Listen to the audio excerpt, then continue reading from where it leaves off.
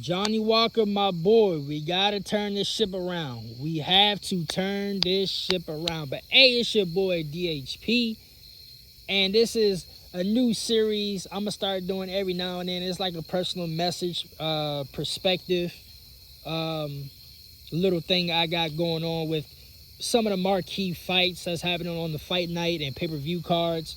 But this one on Instagram, I did Aljo and T City. So now this one I'm gonna do Johnny Walker. And the reason why I want to do Johnny Walker is because he's one of the last. How can I say this? I'm gonna put it in this perspective, right? We just seen Khamzat win the title, right? During that whole COVID time, like the 2020, 2021 time, we had Khamzat emerge. Who else? We had a couple other fighters that came through the ranks and was making a name for themselves, right? Johnny Walker was one of the hot prospects at that time, making his name, making some noise throughout the whole like pandemic era that we had from like the 1 or 2 years for real. Because I think the everything started opening back up for real, like in 2022, something like that. But Johnny Walker, we went from being the most, and it's crazy because, and shout out to my cousin, during, I used to hype up Johnny Walker so much where I thought he could legit be the next guy to beat John Jones, right? Like, this nigga Johnny Walker, to me, he was it. I thought, and it's crazy because people thought that Dom Reyes was gonna be the nigga that beat John Jones. I thought it was gonna be Johnny Walker because his length, how tall he is, how athletic he is, how explosive he can be, and he had knockout power. But somewhere down the line, we kept getting knocked out, and we messed up on a couple things in camp, and we're not the same fighter as the fighter that we came into, right? With all the hype. We gotta get back and rewrite the ship. Because really, if you really think about it, look around, look what's around you. Other than like maybe Jamal Hill, then you have Jan Blachowicz still in the equation. Johnny Walker is really like the last. Well, oh yeah, you got Don Reyes. You got Don Reyes still in the equation. He's making a little resurgence. I still don't think he. Well, I ain't gonna say that because light heavyweight is all over the place. Where I do feel like if Dom gets another win or two, he could be in the top 3 rankings. That's just my opinion. But Johnny Walker, we is like the last bit of that little era that we had. And even though you can't really say it's an era because it's only been 5 years since 2020. But if you think about that division, that light heavyweight division, during that time of 2020 and 2021 compared to now, it's completely different. It's completely different. It's completely changed. Really, the only person that's still there in the top rankings for real from that time is Jan Blachowicz. Because during that time, Jan Blachowicz and Glover Teixeira was fighting for the belt and shit like that, right? But somewhere along the line, Johnny Walker just fell off the map, and we need to rewrite and get back on the right course of things. Now, I'm gonna do the preview show tomorrow, and by the way, I'm gonna throw that disclaimer in the preview show, as I explained on Instagram. But I am going to an event, so I'm gonna have to watch the fight later on during the day, and I'm gonna do the preview shows during the nighttime. But regardless, Johnny Walker, this is our time for it because light heavyweight is low key more wide open than ever. So just like Nikita Krylov, he was part of that equation, I believe. Like Nikita Krylov been there for like some time. I wouldn't say Alexander Rukic he's more like the past like 2 years, my personal opinion, like 2 to 3 years from what I've been paying attention to with Alexander Rukic. But Johnny, it's time, brother. It's time. It's like the same thing I said about T City. Like it's now or never with him.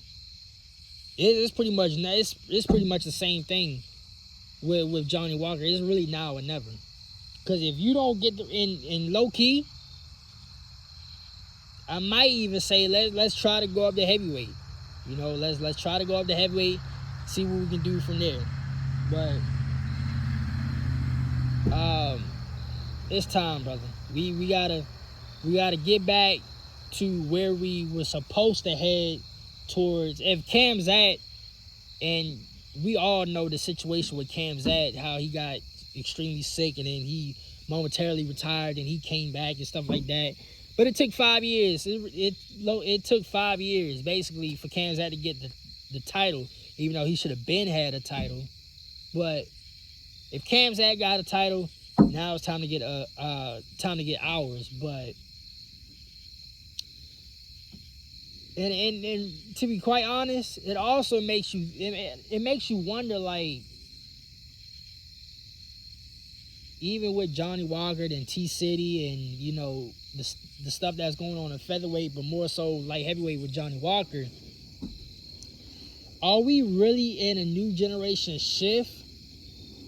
Or can guys like Johnny Walker, Jan Blachowicz, can they still get back into that limelight and still contend for a title shot? Because my personal opinion, light heavyweight might be the only division where I could say, I mean, sure, you got the Alex Pereira, Chama, Yuri Prohaska, then you got Khalil Roundtree.